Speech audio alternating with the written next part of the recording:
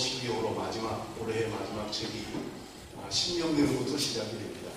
그래서 오늘 신명기 1장 1절부터 18절의 본문의 말씀을 가지고 함께 은혜 나누기를 원합니다.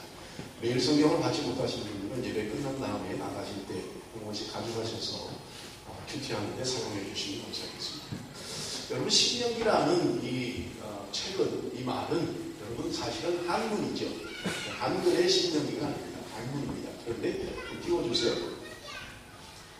여러분, 신명기라는 이 한문이 어떤 글자를 쓰냐면 신자는 우리가 많이 사용하는 그 신자가 납신자가 이렇게 많이 사용을 합니다. 근데 이 납이라는 말은 원숭이라는 그런 말이 되고요.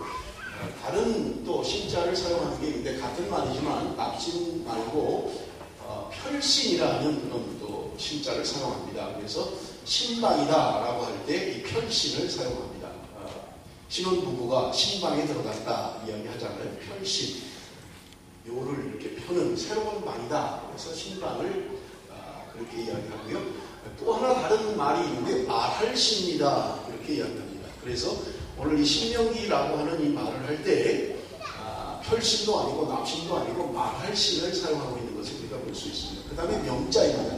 이 명자는 가장 많이 사용하는 게 목숨명자가 우리가 이렇게 알고 있습니다. 그런데 목숨명이라는 단어와 함께 명령할 명이다 이렇게 사용되어지고 있는 것을 볼 수가 있어요.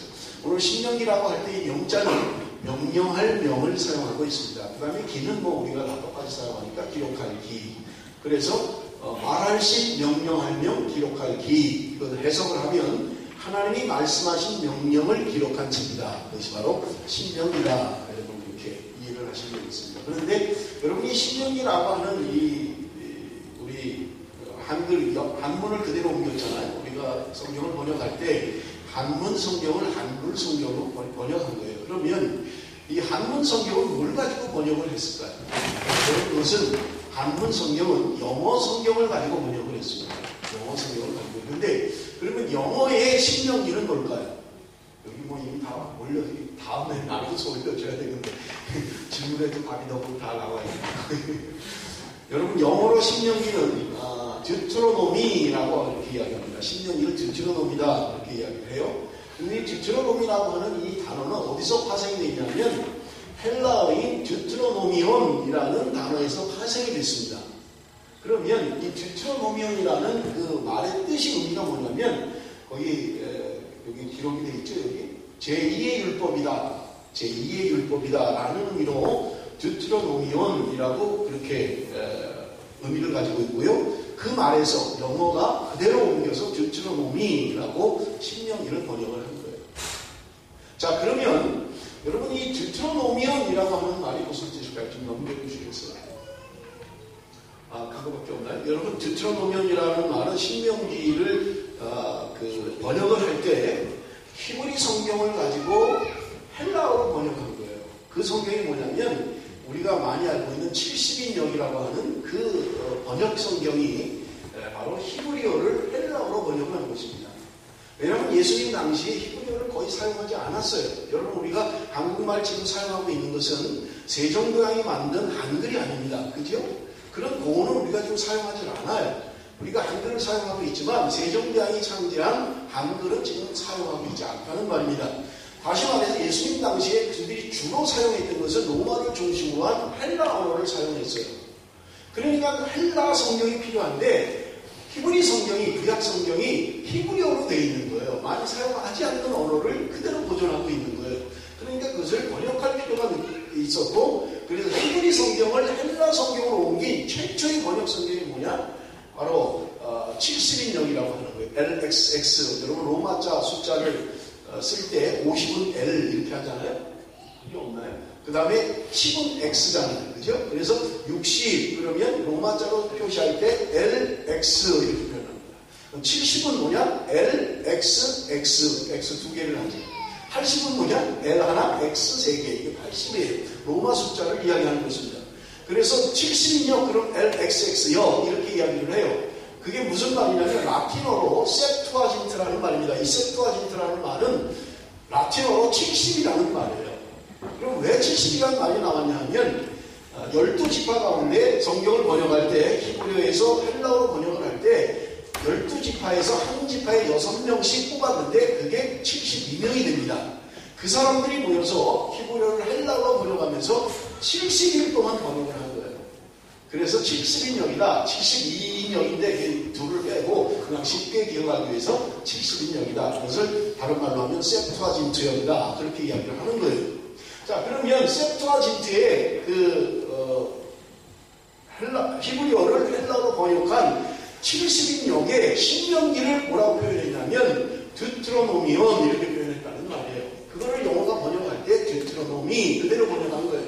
그럼 드트로노미온이라는 말은 아까 여기 밑에 있습니다만은 제2의 율법이다. 그런 말입니다. 자, 그러면 보세요. 히브리어를 헬라어로 번역을 했어요. 그게 드트로노미온이라는 말이에요. 그러면 히브리어 성경에는 신명기를 뭐라고 이야기를 할까요?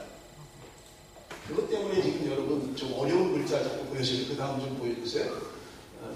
지렁이가 기어가는지 꼬불꼬불 무슨 말인지 도대체 어렵잖아요. 이게 신명기 1장 1절 히브리어입니다. 히브리어예요. 그런데 왜 지금 이것을 여러분들에게 보여드리냐면 지금 요 첫 번째 요 단어가 에레라는 단어입니다. 에레라는 히브리어인데 요 에레라는 단어가 무슨 말이냐면 영어로 하면 복수 지시대명사예요. 그러니까 these 이런 말이에요. 그리고 그 옆에 있는 하데바림이라는 이 단어가 뭐냐면 책들 이런 말이에요. 이 책들은 이렇게 되는 거예요. 그런데 히브리어 성경은 제목을 딸 때 그 문장의 그 성경의 제일 첫 번째 나오는 단어를 제목으로 삼는 거예요. 히브리어는. 그러니까 지금 히브리어로 신명기를 뭐라고 하냐면 하데바림 이렇게 이야기하는 거예요. 왜냐하면 첫 번째 에레라는 말은 지시대명사니까 그 명사를 사용해서 하데바림이라는 그 단어가 히브리어의 신명기를 하데바림이라고 한다. 이해가 되시죠? 히브리어는 하데바림이고 그거를 70인명이 번역을 할 때 그걸 드트로노미온 이렇게 번역했다는 거예요. 그러면 왜 그렇게 바꿔서 70인명이 바꿔서 이름을 했을까요? 왜냐하면 히브리 성경은 나오는 첫 글자를 무조건 제목으로 삼았던 거예요. 첫 단어를. 그런데 70인명은 전체 내용을 이해하고 그 내용을 기준으로 제목을 삼았던 거예요. 그래서 신명기서라고 하는 것은 제2의 율법이라고 하는 내용을 포함하고 있기 때문에 첫 단어를 사용한 게 아니라 그 전체의 내용을 이름으로 삼아서 드트로노미온 이렇게 삼았다는 말이에요. 자, 그럼 보세요. 넘겨주세요. 또 이제 헷갈리죠? 여러분, 지금 요 단어가 뭐냐면 히브리어 말인데, 요거는 베레시트라는 말입니다. 베레시트라는 말인데, 요건 창세기 1장 1절 처음에 나오는 단어예요. 그래서 히브리 성경은 요걸 그대로 이름을 따서 창세기를 베레시트 이렇게 하는 거예요. 그럼 베레시트라는 말이 뭐냐? 그것은 뭐냐면 영어로 성경을 번역하면 in the beginning 이런 말이에요. 태초에 라는 말입니다. 그래서 히브리 성경은 이 말을 그대로 그냥 베레시트 이렇게 첫 단어를 성경 이름으로 잡았고요. 창세기는 그래서 히브리어로 베레시트라는 말이에요. 그러면 여러분 지금 우리가 성경을 영어로 창세기를 뭐라 그래요? 제네시스라고 그러잖아요. 그죠?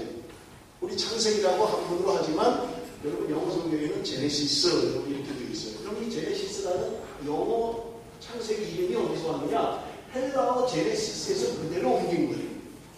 그러면 제네시스라는 이 헬라어 말은 무슨 말이냐면 기원, 족보 이런 말이 포함되어 있는 거예요. 이 창세기를 보니까 하나님이 만드신 천지에 대한 창조, 그 기원이 되어 있고 그리고 족보에 대한 누가 누굴 낳고 누가 누굴 낳고 이런 족보에 대한 것이 계속 나오는 걸 보고 전체 내용을 포함해서 창세기는 기원에 관한 책이다, 족보에 관한 책이다. 내용을 중심으로 해서 이름을 제네시스라고 지었다는 말이에요.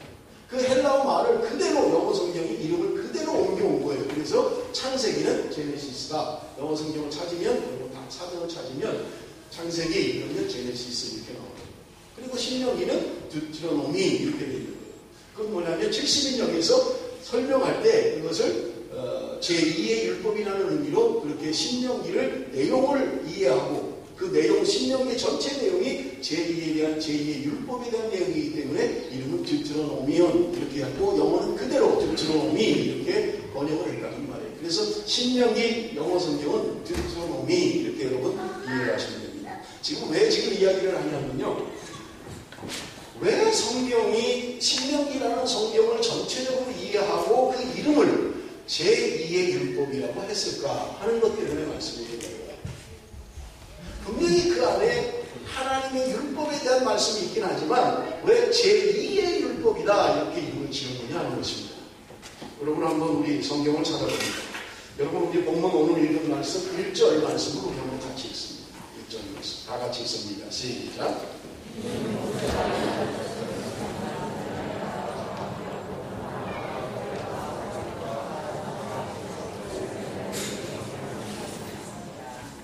신명기 1장 1절에 아까 제가 히브리어를 보여드렸죠. 거기 끝에 있는 선포한 말씀이라 말씀들이라 요구의 지금 신명기 이름이라는 말입니다.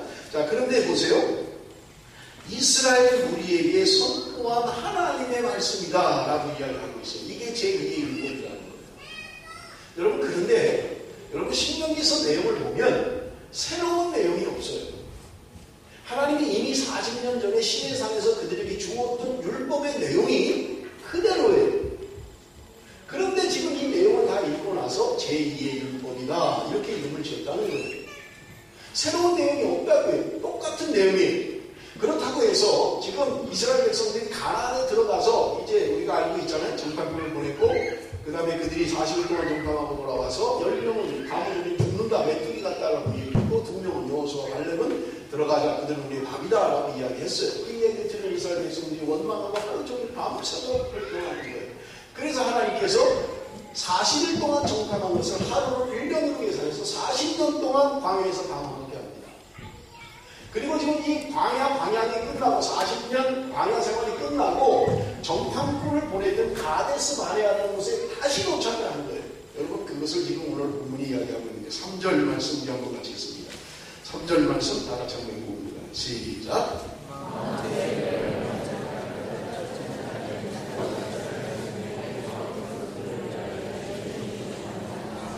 지금 성경이 특별한 말을 지칭해서 이야기하고 있어요. 여러분 성경에서 나오는 말은 의미 없이 하는 말은 없습니다.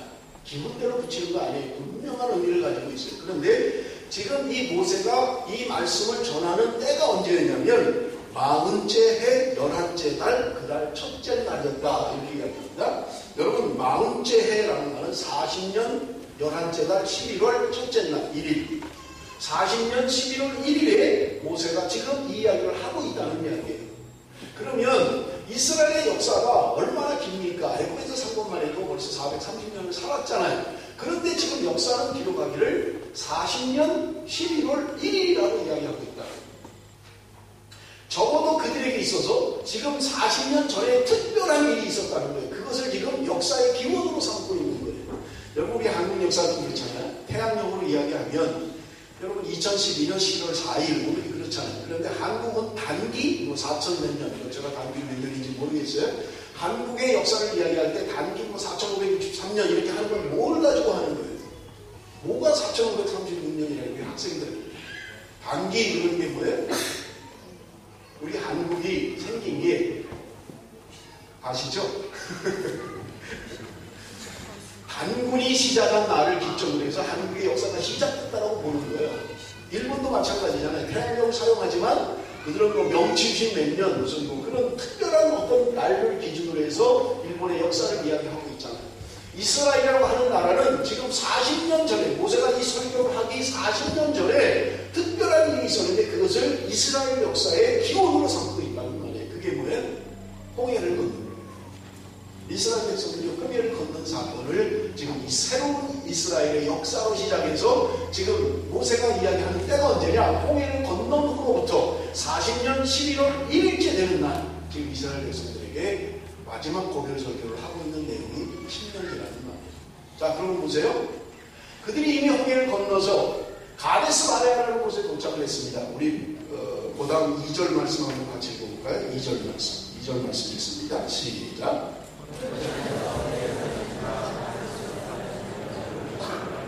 지금 성경이 정확한 거리를 이야기하고 있어요. 정확한 날수를 이야기하고 있는데 호렙산에서 가데스 바네아까지 11길이었더라 이렇게 이야기하고 있다. 자, 그럼 보세요. 지도를 좀 보여주세요. 여러분 이스라엘의 지금 출애굽 경로입니다. 그런데 지금 잠깐만 위를 보세요. 애국 여기 라암셋이라고 하는 곳에서 출발해서 홍해를 건너서 마라, 엘림, 그 다음에 르비딤, 그 다음에 시내산에 도착해요. 여기까지 출애굽기 19장 1절에 보면 3개월이 걸렸다 이렇게 이야기합니다. 애국에서 탈출해서 홍해를 건너고 10계명을 받은 시내산, 호렙산, 지금 우리 신명에 나온 호렙산은 시내산과 똑같은 산 이름이에요. 다른 명칭이 다를 뿐이에요. 이 시내산에서 10계명을 받는 이 애국에서 이 여정이 3개월 걸렸다 이렇게 이야기하고 있어요. 자, 그런데 보세요. 지금 신명기에서 얘기하는 이전에 호렙산에서 가데스 바네아까지 며칠 걸렸다고요? 열하루 걸렸다는 거예요. 열하루. 그래서 학자들이 가데스 바네아에서 시내산까지 거리를 재봤어요. 그랬더니 264km예요. 264km를 이스라엘 백성들이 열하루 만에 걸었다는 거예요. 자, 그러면 우리 학생들 계산해 보세요. 하루에 몇 킬로 거는 거예요? 계산이 빨리 안 돼요. 264km를 열하루 만에 걸었으면 하루에 몇 킬로를 거는 거예요? 호수야, 옆에 사람한테 묻지 말고 네 머리를 사용하면 돼. 왜 옆에 사람한테 물어봐. 계산이 안 돼요? 264 나누기 11. 답이 안 나와요? 24잖아, 24. 24km를 걸었다는 거예요. 이스라엘 백성들이 하루에 24km씩 걸어서 시내산에서부터 지금 가데스 바네아라는 이 광야까지 열하루 만에 갔다는 게 264km. 그러면 하루에 24km를 걸었다는 이야기가 나옵니다. 자, 보세요. 이스라엘 백성들이 200만 내지 300만이라고 이야기합니다. 이 많은 인구가 거기는 노인도 있고 어린아이도 있어요. 이 걸음으로 하루에 24km씩 걸었으면 하루에 몇 일을 한 걸까요? 이건 어른들이 답을 하셔야 되는데 학생들이 미는 모르잖아요. 그죠? 24km를 갔으면 몇 일을 한 거예요? 10리가 몇 킬로예요? 4km잖아요. 그러면 60리 간 거예요. 하루에 60리를 갔다는 거예요. 여러분, 군인들이 전투 속도로 걸을 때, 제가 군에 있을 때 훈련한 게 뭐냐? 24시간 하루 동안 100km를 주파해야 돼요. 그게 전투 행렬이에요. 24시간 동안 100km를 가야만 합니다. 그런데 밥도 먹어야 되잖아요. 그러니까 밥 먹는 시간 빼고, 그 다음에 1시간을 걷는데 1시간 안에 50분을 먹고 10분을 휴식합니다. 그렇게 걸어서 도착하는 거리가 군인이 걷는 속도가 100km예요. 100km 하루에. 근데 이스라엘 백성들은 노인도 있고 어린아이도 있잖아요. 그래서 24km씩 걸어서 열하루 만에 여기 도착을 올려주세요. 가데스 바네아에 도착한 거예요. 그런데 여기가 어디냐면 정탐꾼을 보냈던 장소예요. 여기에 다시 도착한 거예요. 40년 만에 지금 40년 12월 1일 날 여기에 도착해서 모세가 이스라엘 백성들에게 설교를 하고 있는 거예요. 자, 그런데 보세요. 요 가데스 바네아라는 곳이고 여기 브엘세바라는 곳이 있잖아요. 요 브엘세바라고 하는 것은 가나안 영토예요. 하나님이 가라고 한 것, 약속의 땅, 축복의 땅은 어디냐면 가나안이. 요 가나안까지 브엘세바에서 가데스 바네아까지 가는 길이 얼마냐면 80km예요. 그러면 여러분 지금 24km씩 걷는 이 이스라엘의 행렬대로 간다면 며칠은 갈 수 있겠어요? 80km입니다. 네? 4일이요? 며칠 걸린다고요? 3일이면 72km를 가잖아요. 24km 해군을 하면. 그러면 3일 반나절이면 충분히 갈 수 있는 거리예요.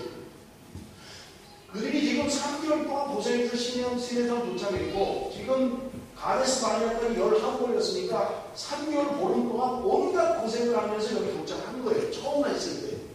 그리고 모세에게 지금 이스라엘 백성들이 우리 그냥 가지 말고 어디로 가면 좀 평탄하게 갈 수 있는지 우리 정탐꾼을 보내서 길을 알아보는 데 갑시다. 80km 남아놓고 그랬던 거예요. 모세가 좋게 여겼고 지파에 한 명씩 대표를 뽑아서 12명을 가나안 땅에 정탐꾼으로 보낸 거예요. 그들이 40일 동안 여기 지금 정탐에 여정은 없습니다만 가나안을 다 돌아보고 와서 보고한 내용이 뭐였냐면 12명 가운데 10명은 우리는 가면 죽습니다. 그들에 비하면 우리는 메뚜기 같은 존재입니다. 10명이 그랬다고요. 그리고 2명 여호수아 갈렙만이 갑시다. 그들은 우리의 밥입니다. 하나님이 우리와 함께 하시면 저들은 우리의 밥입니다. 라고 보고를 했어요. 백성들이 누구의 말을 듣겠어요? 12명 가운데 10명이 가면 우리는 메뚜기 같다는 거예요. 죽는다는 거예요. 갑시다. 그래서 우리 밥입니다라고 보고를 했다고. 이스라엘 백성들이 이 보고를 듣고 밤새도록 하나님을 원망합니다. 지도자인 모세를 원망해요. 우리가 죽을 곳이 없어서 여기까지 끌고 나와서 여기서 죽게 하느냐? 우리가 죽을 곳이 없어서 여기까지 가서 칼에 죽게 하느냐? 원망하고 불평하고. 하나님이 여기서 아데스 바네라는 곳에서 40일 동안 정탐한 날을 하루를 1년으로 계산해서 40년 동안 광야에 살게 만듭니다. 그리고 40년 동안 광야 생활을 하고 다시 여기 도착합니다. 가데스 바네. 모세가 지금 그 백성들에게 설교하고 있습니다. 그런데 여러분 기억하십시오. 40년 동안 출애굽 1세대는 다 죽었어요. 유일하게 가나안 땅에 들어간 사람은 모세도 들어가지 못하고 여호수아와 갈렙. 갑시다. 그들은 우리의 밥입니다. 하나님이 함께 하시면 그들은 우리의 밥입니다라고 했던 여호수아와 갈렙만 출애굽 2세대, 광야에서 태어난 출애굽 2세대를 이끌고 가나안 땅에 들어갔다는 사실입니다. 저는 설교를 준비하면서 얼마나 억울하겠어요. 지금 여기 80km 간다고요. 3일 반이면 가요. 하나님이 약속한 적받고 이러는다. 하나님이 꿈으로 주셨고 비전으로 주신 그 약속의 땅에 3일이면 갈 수 있는 거기서 그들이 하나님의 불순종해서 40년 동안 뺑뺑이를 돌다가 거기서 다 죽어버리고. 여러분 얼마나 불행한 역사입니까? 이제 금방 가요. 지금 금방 들어갈 수 있는 길이에요. 3일만 가면 돼요. 눈으로 보이는 곳이 그곳에서 그들은 불순종해서 그들의 인생이 거기서 끝나버리고만. 여러분 얼마나 불행한 역사입니까? 오늘 우리가 그런 신앙생활을 하고 있지는 않습니다. 고생 다 하고 어려운 거 다 지나고 나서 마지막 불순종이고 불과 3일을 앞두고 불순종이 오리고 말았던 것입니다. 지금 모세가 그 백성들에게, 지금 광야에서 태어난 2세대들에게 지금 말씀하고 있는 것은 이미 40년 전에 1세대들에게 주었던 말씀과 다른 게 아무것도 없어요. 똑같은 말씀을 하고 있는 거예요. 그런데 왜 지금 이 성경을 이름 붙이기를 제2의 율법이다 이렇게 이름 붙이냐는 거예요.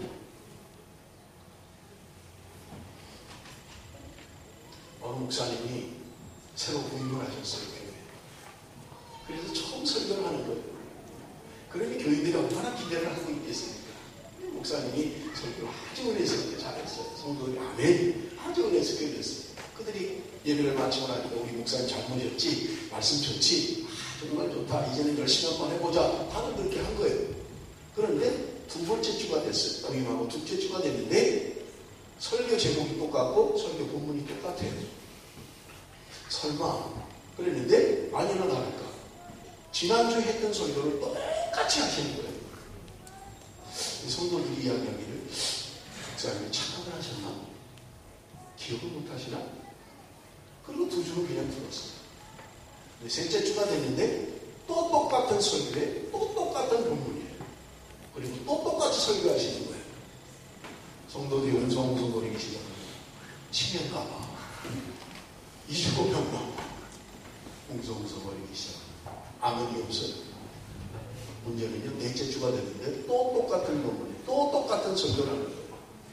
성질이 급한 성도가 얘기합니다. 목사님, 오늘 네 번째 하고 있습니다. 그때 목사님이 대답합니다. 알고 있습니다. 저도 알고 있습니다. 다음 주에도 똑같이 할 겁니다.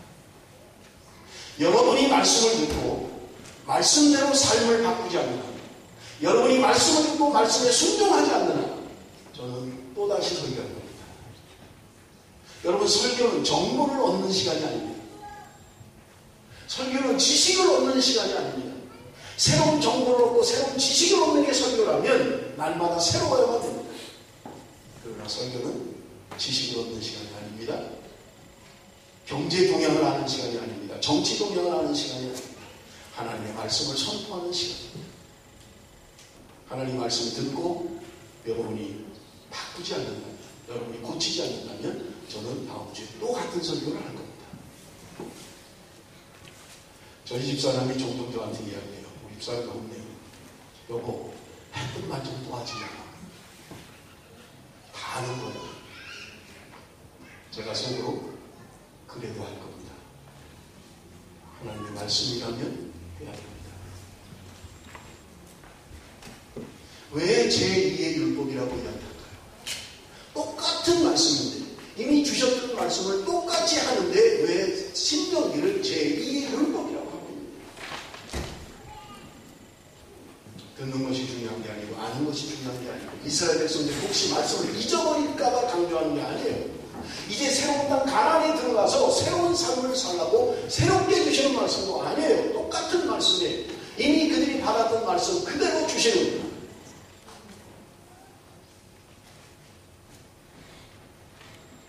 여러분의 제2의 율법이라고 하느냐?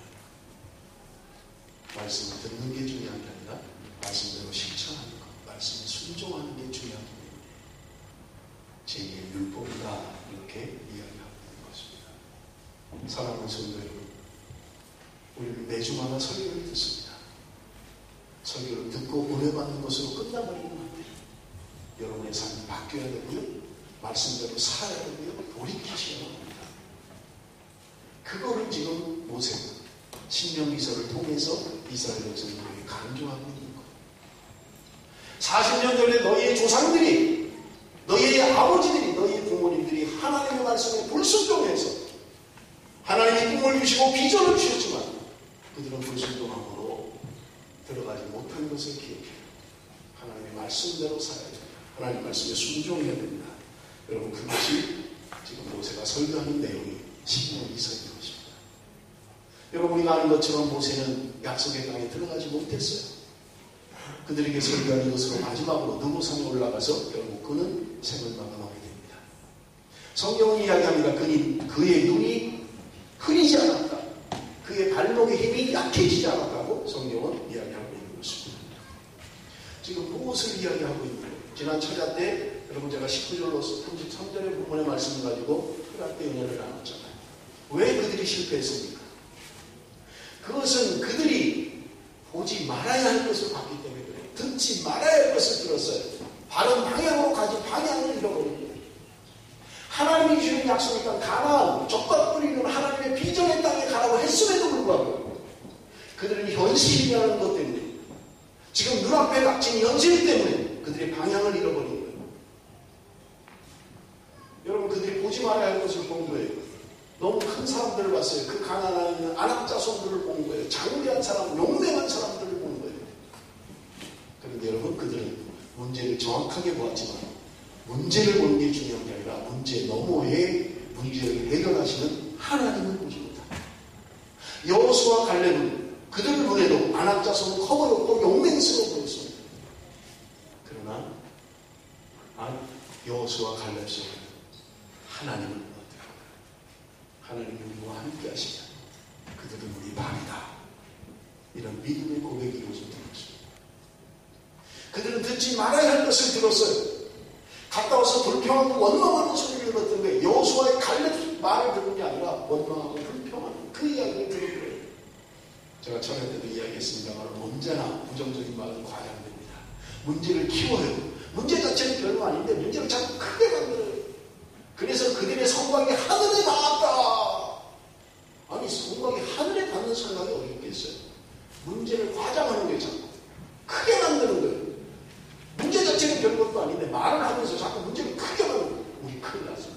우리 완전 망했어. 우리 다 끝났어. 말을 자꾸 부정적으로. 그런데 여호수아 갈렙은요, 하나님과 함께 하시면 저들은 우리의 밥이다. 현실을 잘못 보고 하는 이야기가 아니에요. 현실 감각이 없어서 하는 이야기가 아닙니다. 똑같은 거 봤어요. 그들의 눈에도 용맹스럽게 보이고 그들 눈에도 힘들게 보입니다. 그러나 하나님이 함께 하시면 승리할 수 있다는 거예요. 사랑하는 성도 여러분, 나는 무엇을 보고 무엇을 듣습니까? 내가 보고 들은 것 때문에 방향을 잃어버렸어요. 이스라엘 백성. 돌아가자 우리 교회 내부로 가자, 돌아가자고 이야기합니다. 방향을 잃어버리며 하나님 주시는 약속의 땅, 비전의 땅, 꿈의 땅, 축복의 땅으로 가지 못하고 그들은 엉뚱한 방향으로 성행하려고 합니다. 여러분, 하나님이 우리를 향해서 섭섭하신 게 뭘까요? 여러분, 우리가 도덕적으로 문제가 생기고 그런 게 섭섭한 게 아니에요. 하나님이 우리를 어떻게 택하셨고 어떤 사람으로 만드는데 하나님이 우리에게 어떤 꿈과 비전을 줬는데 그것을 망각하는 것 때문에 섭섭해 하십니다. 여러분, 출애굽기 19장 5절 6절 우리 한번 같이 읽어봅니다. 하나님이 우리를 어떻게 삼으셨는지 다 같이 한번 보겠습니다. 시작.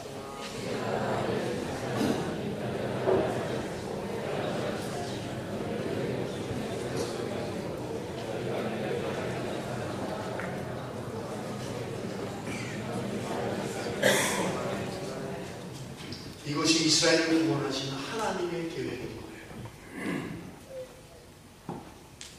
너희는 열국 중에서 내 소유가 되겠고 너희가 내게 대하여 제사장 나라가 되며 거룩한 백성이 되리라. 하나님이 너희를 향한 기대입니다. 그렇게 부르셨어요. 그런데 그들은 하나님이 주시는 꿈과 비전을 잃어버립니다. 눈에 보이는 현실 때문에 꿈마저도 하나님 주신 비전마저도 잃어버렸습니다. 여러분, 이스라엘 백성들이 광야 40년 동안 한 게 뭐예요? 하나님이 하신 일이 뭐예요? 광야 40년 동안 여러분 기억하십시오. 전부 다 죽이는 거예요. 애굽에서 나온 출애굽 1세대를 광야 40년 동안 다 죽이는 거예요. 그게 하나님의 계획이었던 것입니다. 여러분, 출애굽기를 한번 좀 읽어보세요. 이스라엘 백성들이 출애굽기 15장에 홍해를 건너서 모세의 노래가 나옵니다. 하나님을 찬양하는 거예요. 하나님을 노래하는 거예요. 능하신 손으로 하나님 우리를 건너게 하시고 이 바다를 건너게 하셔서 인도하셨다. 얼마나 위대한 찬양의 노래가 나오는지 몰라요. 그런데 그 다음 바로 3일 만에 그들이 마라라고 하는 곳에 도착합니다. 3일 만에 거기에 쓴물이 먹을 수가 없어요. 물이 없으니까 3일 만에 하나님을 원망합니다. 불과 3일 전에 하나님이 홍해를 건너게 하신 것을 경험을 했어요. 그들이. 그런데 불과 3일 만에 당장 먹을 물이 없는 것 때문에 하나님을 또 원망하고 있는 거예요. 여러분, 이스라엘 백성들만 그럴까요? 바로 저와 여러분의 모습입니다. 우리의 모습입니다. 불과 3일 전에 하나님의 능한 손으로 하나님을 찬양하고 영광 돌리고 그 놀라운 일을 체험하고도 당장 내가 먹지 못하는 물 때문에 하나님을 원망하고 불평하고 하나님 있니 없니 신앙생활 하니 안 하니 그게 바로 저와 여러분의 모습인 것입니다. 하나님께서 그 옛사람을 죽이시기를 원하는 거예요. 로마서 8장 5절에서 8절입니다. 육신을 따르는 자는 육신의 일, 영을 따르는 자는 영의 일을 생각하나니 육신의 생각은 사망이요 영의 생각은 생명과 평안이라. 육신의 생각은 하나님과 원수가 되나니 이는 하나님의 법에 굴복하지 아니할 뿐 아니라 할 수도 없습니다. 육신에 있는 자들은 하나님을 기쁘시게 할 수 없느니라. 애굽에서 생활했던 우리 안에 있는 옛사람, 육신에 속한 사람, 하나님이 그걸 죽이기를 원하시는 거예요. 애굽의 법칙을 따라 살기를 원하시는 것이 아니라 하나님은 새 법칙을 따라서 새 예루살렘을 만들기를 원하십니다. 하나님의 백성들이 열국에서 하나님이 내 백성을 삼으시고 제사장 나라가 되게 하며 하나님이 영원토록 축복할 하나님의 백성들로 삼으시고 싶은데 그들은 육신에 속해서 살았고요. 애굽을 그리워하고요. 종살이하는 걸 그리워하는 거예요. 세상과 재밌게 즐기고 사는 세상의 그 삶을 기뻐하고 있는 거예요. 하나님께서 육신의 사람을 죽이기를 원하시는 것입니다. 사랑하는 성도여러분, 하나님께서 오늘 저와 여러분에게 기대하는 것은요, 육신을 따라 살지 말기를 원하시는 거예요. 영을 따라 살기를 원하고 성령의 사람으로 하나님이 주는 꿈과 비전을 가지고 살아가기를 원하는 것입니다. 여러분은 어떻게 살아야 할까요? 어떻게 사는 것이 하나님이 기뻐하시는 삶일까요? 오늘 7절, 8절 말씀 여러분 다 같이 읽습니다. 다 같이 읽겠습니다. 시작.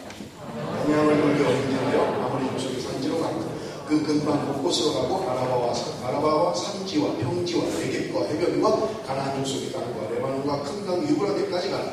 내가 너희 조상 아브라함과 이삭과 야곱에게 맹세하여 그들과 그들의 후손에게 주기로 한 땅이 너희 앞에 있으니 들어가서 그 땅을 차지할지니라. 지도를 좀 한 번 더 보여주면 좋겠는데요. 지금 여기 나오는 단어들이 좀 내려주세요. 아니 올리라고 끝이 된가? 다른 사진을 좀 보여주세요. 다른 전체가 나오는 사진, 가나안 전체가 나오는 사진. 여러분 지금 이거 위성으로 위에서 지금 찍은 사진입니다. 이스라엘을 위성으로 찍은 사진이에요. 내려오세요. 아니 내리라고. 지금 여기 성경에서 말하는 지명들이 어디냐면 여기가 지금 가나안입니다. 여기에 지금 사역이요? 그럼 갈릴리 가라고요? 아닌가요? 여기에 사역이라는 여기 사역은 이쪽에 갈릴리 가라고 따라서 요단강이 내려가는 거죠. 그런데 지금 성경이 말하는 이 지명들이요, 동서남북을 이야기하고 있어요. 그런데 지금 이 동쪽에 여기 지중해입니다.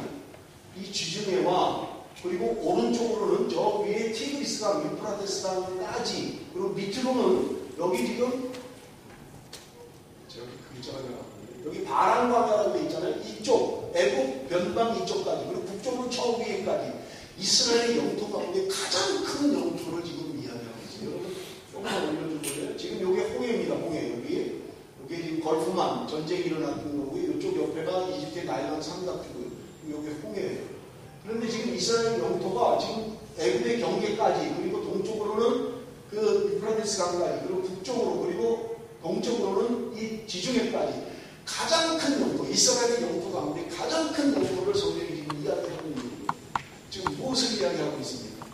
동서남북의 가장 편만한 하나님의 나라를 만들겠다고 말씀하십니다. 그런데 하나님이 이 지역들을 이야기하면서 하는 말씀이 뭐예요? 너희 앞에 있으니 들어가서 그 땅을 차지할지니라. 너희 눈앞에 있다는 거예요. 지금 동서남북의 그 넓은 영토를 보여주시면서 하나님 하시는 말씀이 들어가라는 거예요. 여러분, 아브라함에게 하나님이 말씀하셨던 게 뭐예요? 롯과 헤어졌을 때 하나님이 아브라함에게 말씀하신 게 똑같아요. 너는 눈을 들어 동서남북을 바라보다 네가 행하는 것마다 내가 너에게 다 줄 것이다. 아브라함이 서 있는 곳은요, 돌짝밭이에요. 헤브론이라는 돌짝밭입니다. 평야가 아니에요. 그렇게 좋은 땅이 아니에요. 그런데 하나님이 말씀하시는 거예요. 내 눈을 들어 동서남북을 바라봐라. 그리고 네가 행하여 갖는 것마다 내가 너에게 다 줄 것이다. 하나님이 약속하고 있는 것을 우리가 볼 수 있는 것입니다. 사랑하는 성도들, 하나님은 오늘 우리에게 동일하게 말씀하십니다. 방향을 돌려 행진하라. 제가 설교 제목을 해서 방향을 돌려 행진하라. 지금까지 우리가 살아온 삶의 방향을 틀으라는 거예요. 세상으로 향했던 그 발걸음을 돌려서 이제는 약속의 땅, 하나님이 주신 꿈과 비전의 땅, 축복의 땅으로 가라고 말씀합니다. 시편 81편 10절에 말씀합니다. 내 입을 넓게 열라. 내가 채우리라. 아멘. 하나님이 오늘 우리에게 말씀하시는 입을 크게 열라는 거예요. 내가 채우겠다는 거예요.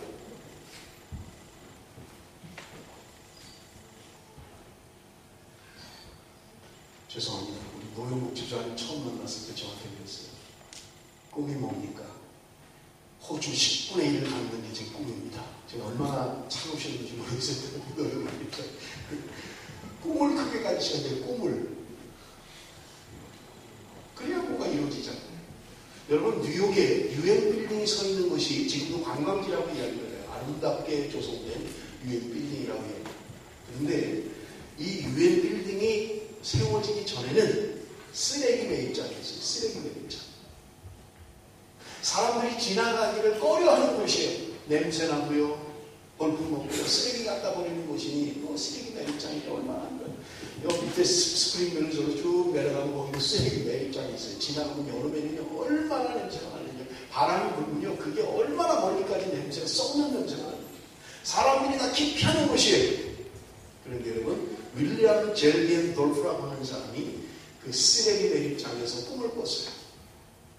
이것을 바꾸면 위대한 곳이 되겠다. 거기다가 매립을 하고 거기다가 건물을 올렸는데 유엔 빌딩이에요. 지금 뉴욕을 가는 사람들은 이 건물을 보러 간다고 해요. 너무 아름답게 조성되어 있기 때문에. 누가 그런 생각을 할 수 있겠어요? 누가 그 쓰레기장이 이렇게 위대한 땅이 될 줄 누가 알겠습니까? 꿈을 꾸는 사람이 만납니다. 비전을 가진 사람이 그렇게 만납니다. 하나님이 주신 꿈과 비전을 가진 사람이 남들은 쓰레기장이요, 냄새나는 곳이요, 피하는 곳을, 그곳을 꿈을 갖고 건물을 세우고 조성을 하고 아름다운 도시로 만들었던 것입니다. 사랑하는 성도 여러분, 하나님이 나에게 주신 꿈이 무엇입니까? 나는 어떤 꿈을 가지고 살아가십니까? 자동차 왕인 헨리 포드, 그가 죽었을 때 디트로이트에 그의 기념관을 세웠는데 그 비문에 이렇게 기록되어 있습니다. 포드는 꿈의 사람이고 그의 아내는 믿음의 사람이었다. 비문에 새겨진 거예요. 포드는 꿈의 사람이요 그의 아내는 믿음의 사람이었다. 포드는 꿈을 꿨어요. 말이 끄는 마차가 아니라 말이 안 끌고 갈 수 있는 마차를 어떻게 하면 만들 수 있을까? 헛된 꿈을 꿨지만 그것이 이루어졌고 그는 자동차의 과거로 세계적인 부호로 쓰임받았던 것입니다. 그 배경에는 그의 아내의 믿음의 삶이 있었던 것입니다. 사랑하는 성도 여러분, 우리 교회에 이런 부부들이 좀 많아졌으면 좋겠어요. 남편은 꿈을 꾸는 사람, 아내는 믿음의 사람. 여러분이 죽어서 여러분의 비문에 이런 비문이 새겨지면 좋겠어요. 아버지는 꿈의 사람이었고 그의 아내는 믿음의 사람이었다. 꿈과 믿음이 만날 때 위대한 일이 이루어지는 것입니다. 요한복음 14장 12절에 말씀합니다. 나를 믿는 자는 내가 하는 일을 그도 할 것이요 또한 그보다 큰 일도 할 것이다. 나를 믿는 자는 주님이 하신 일 그것도 하지만 그보다 더 큰 일을 하게 될 것이다. 주님이 말씀하셨던 것입니다. 여러분 오늘 본문 7절에 보면요 특별히 많이 나오는 단어가 있습니다. 그것은 가라라고 하는 단어입니다. 가라라고 하는 단어입니다. 여러분 7절을 한번 보십시오. 방향을 돌려 행진하여 아모리 족속의 산지로 가고 그 근방 곳곳으로 가고 아라바와 산지와 평지와 네겝과 해변과 가나안 족속의 땅과 레바논과 큰 강 유브라데까지 가라. 가라고 이야기합니다. 한 문장 안에 세 번씩이나 가라 가라 가라고 이야기하고 있는 것입니다. 사랑하는 성도 여러분, 우리는 주저앉아 있으면 안 됩니다. 너희들이 너무 오랫동안 주저앉아 있었구나. 일어나라. 그리고 가라. 행하라고 말씀하고 있는 것입니다. 기독교는 일어나서 행하는 종교예요. 주저앉아서 너풀이 하는 종교가 아니라는 거예요. 일어날 때, 행할 때, 앞으로 갈 때 하나님이 우리와 함께 하시고 꿈을 주시고 비전을 주시고 그 꿈과 비전이 이루어지도록 하나님이 하시는 것입니다. 사랑하는 성도 여러분, 패배의 자리, 좌절의 자리, 절망의 자리에서 일어나십시오. 내가 한국에 있었더라면 그만 얘기하세요. 이제 한국이 아니니까요.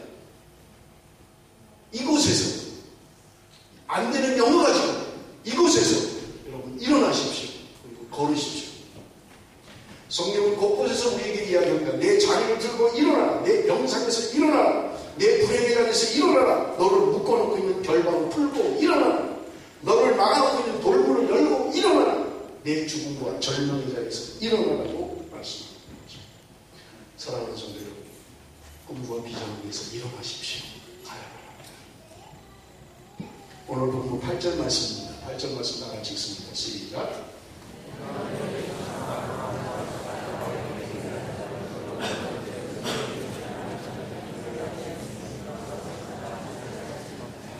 그렇습니다. 우리가 믿음으로 가면 하나님이 축복해 주신다고 약속합니다. 너희 앞에 있으니 들어가서 그 땅을 차지할지. 너희 앞에 펼쳐져 있다. 너희 꿈의 땅이 펼쳐져 있다. 들어가서 가지면 된다. 들어가서 차지하면 된다. 들어가서 얻으면 된다. 그렇습니다. 사운드 오브 뮤직이라고 하는 그 영화 가운데 노래의 한 토막입니다. 제가 어제 인터넷으로 틀어봤어요. 그 내용이 이런 내용이 있어요.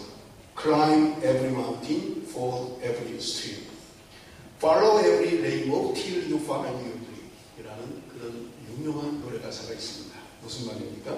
산을 보면 올라가라. 개울이 있으면 건너가라. 무지개가 있으면 쫓아가라. 내 꿈을 이룰 때까지. 내 꿈을 이룰 때까지 산이 있으면 올라가라. 개울이 있으면 건너가라. 꿈의 레인보우가 있으면 그걸 따라가라. 내 꿈이 이루어질 때까지 포기하지 마십시오. 한 집안에 다락방에서 밤하늘의 별을 보며 동화를 쓰는 젊은이가 있었습니다. 그는 7살 때 그의 아버지 구두소승봉이었던 그의 아버지가 죽었어요. 그런 여러분 생각을 해보세요. 얼마나 질이 가난하겠어요. 아버지가 구두소승봉이니 무슨 대단히 부자겠어요. 가난한 삶이 어릴 때부터 사는 거예요. 그것도 7살에 아버지가 죽었어요. 배운 것도 없습니다. 가진 것도 없습니다. 얼마나 세상을 얼마나 불평하고 살겠습니까? 그런데 이 젊은이가 꿈을 가졌어요. 그런 환경 가운데서도, 그 절박한 환경 가운데서 자기 방 하나 없는 다락방에서, 그 칙칙한 방에서 생활하면서도 꿈을 가졌습니다. 어린이들에게 꿈과 세상의 아름다움을 전하겠노라 비전을 가졌습니다. 열악한 환경 가운데서도 그는 어린이들을 위해서 글을 썼습니다. 여러분, 그 방이 뭡니까? 세계적인 동화작가 안데르센입니다. 그는 편안하고 안락한 상황 가운데에서도 그렇게 글을 쓴 게 아니에요. 삶은 척박하고 먹고 살기 힘들고 배운 것도 없었지만 그는 꿈을 가지고 있었고 그 꿈을 글로 썼던 것입니다. 미국 기독교계의 탁월한 지도자인 존 맥스웰이라고 하는 사람이 실패하는 사람과 성공하는 사람의 차이를 이렇게 설명하고 있습니다. 성공하는 사람은 어떤 사람이냐? 삶의 목적이 있고 비전이 있는 사람이 성공하는 사람이다. 그럼 실패하는 사람은 어떤 사람이냐? 현재만 보고 지금만 바라보고 사는 사람은 실패하는 사람입니다. 당장 필요한 것에 급급해서 그것만 따라가는 사람은 실패하는 인생을 살고 맙니다. 세상에서 가장 불쌍한 사람은 돈이 없는 사람이 아니라 꿈이 없는 사람이다. 사랑하는 성도 여러분, 나는 무슨 꿈을 갖고 계십니까? 내 나이에 무슨 꿈, 무슨 꿈. 여러분, 모세는 80세에 부름을 받았어요. 80세에 하나님의 쓰임을 받았어요. 여기 80 넘으신 분 혹시 계신가요? 우리 김종환 집사님도 안 넘으셨죠? 네. 모세는 80살에 부름을 받아서 120살까지 하나님의 쓰임을 받았습니다. 늦었다고 생각할 사람은 아무도 없어요. 나는 안 된다고 포기할 사람은 아무도 없습니다. 꿈을 잃지 마세요. 꿈을 가지세요. 하나님 주시는 꿈과 비전을 가지십시오. 말씀을 맺겠습니다. 하나님 오늘도 우리에게 말씀하십니다. 주저앉아 있지 말라. 절망과 좌절의 자리에 있지 말라. 일어서라. 방향을 돌려서 행진하라. 나가라. 앞으로 가라. 오늘도 하나님께서 우리에게 말씀하고 있는 것입니다. 하나님 주시는 꿈과 비전을 붙잡고 나가는 사람, 꿈의 사람. 11절을 읽고 설교를 마치겠습니다. 11절 말씀을 다 같이 읽겠습니다. 시작. 너희 조상의 하나님 여호와께서 너희를 전제보다 천배나 많게 하시니 너희에게 허락하신 것과 같이 너희에게 복 주시기를 원하노라. 하나님의 꿈의 사람, 비전의 사람, 하나님께서 약속하십니다. 내가 너에게 천배로 복을 줄 것이다. 천배로 복을 줄 것이다. 하나님이 약속하고 있는 것입니다. 사랑하는 성도 여러분, 포기하지 마십시오. 다시 일어나십시오. 그리고 걸으십시오. 꿈을 향해서, 비전을 향해서, 하나님의 약속의 땅, 축복의 땅을 향해서 행군하십시오. 일어나십시오. 기도하겠습니다. 살아계신 아버지 하나님, 우리는 이스라엘 백성들처럼 때로는 내가 보는 현실 때문에 좌절합니다. 내가 듣는 말들 때문에 포기하게 됩니다. 하나님 우리에게 꿈을 주시고 비전을 주시고 열방을 향하여 나가라고 말씀하셨음에도 불구하고 나는 여기 이렇게 주저앉아 있습니다. 현실이라는 것이 가로막혀서 골리앗이라는 것이 나를 가로막고 있어서 더 이상 나가지 못하고 있습니다. 아버지 하나님, 우리에게 믿음의 결단이 있게 하시고 말씀의 순종함이 있게 하여 주옵소서. 하나님이 일어나라고 말씀하십니다. 걸으라고 말씀하십니다. 취하라고 말씀하십니다. 약속의 말씀을 믿고 믿음으로 결단하는 하나님의 백성들이 되게 하여 주옵소서. 우리에게 주신 하나님의 꿈이 내 삶이 이루어질 수 있도록 축복하여 주옵소서. 예수님의 이름으로 기도드리겠습니다.